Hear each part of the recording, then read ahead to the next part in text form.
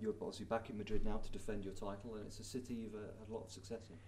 Yeah, it's been very successful for me here in Madrid. I've really always enjoyed myself here. Rarely did I come here and play awful. I guess it's also in a good part of the season where usually I do play good tennis.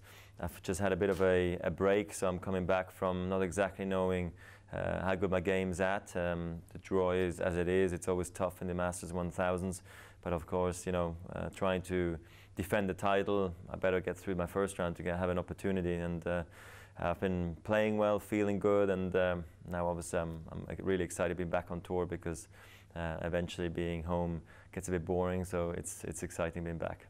As you said, you've had a big break. The last time we saw you was Indian Wells. What have you been doing since then? Has it been just on the clay?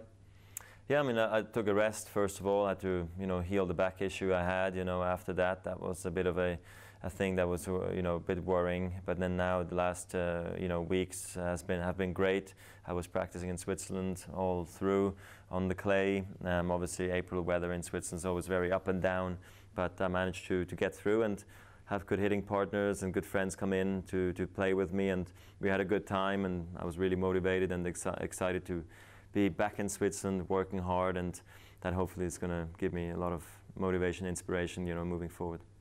The so-called Big Four are here, only for I think the second time this year. I mean, in your time in tennis and also historically, do you think there's ever been such a dominant top four? You know, all four won a Grand Slam last year and that kind of thing. I mean, look, obviously it's quite unique. I think even though every generation has its top players, and you know, they face off a lot of the times, but I think the depth that we keep on reaching semis and quarters and finals all the time, and that the biggest tournaments are continuously won by the top guys, is quite extraordinary. Even though I feel like the group right behind us is extremely strong and the depth in men's tennis is very good, for some reason, because of the court speed, I don't know if it's, we don't have the clay court specialist anymore, we don't have the grass court specialist anymore, everybody can play on everything right now.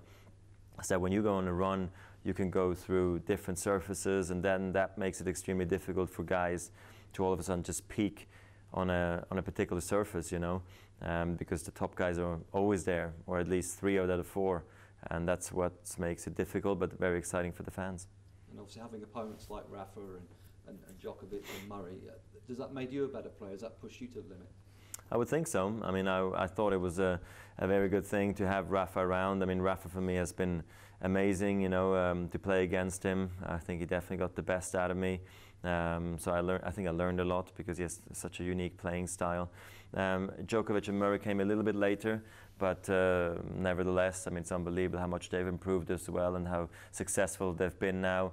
And they're, I think, in their absolute prime right now. So it's really nice playing against them as well. And I really feel against each one of them, I've had really tough matches, and we sort of match up well against each other.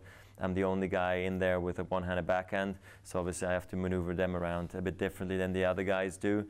And I think maybe in the process they enjoy also playing against me because of my unique playing style.